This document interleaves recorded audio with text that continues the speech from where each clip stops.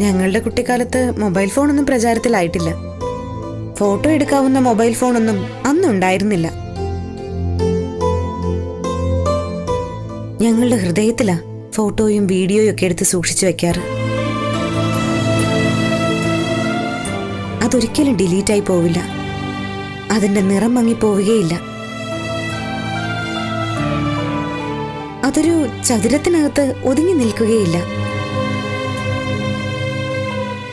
ഞാൻ മണിക്കുട്ടനെ ഓർക്കുമ്പോ എന്റെ മനസ്സില് ഈ വീടുണ്ട്, പുഴയുണ്ട്, തോടുണ്ട്, പാടങ്ങളുണ്ട്, ആകാശമുണ്ട്, നക്ഷത്രങ്ങളും നിലാവും കാറ്റും മഴയും വെള്ളത്തിന്റെ തണുപ്പും എല്ലാം ഉണ്ട്.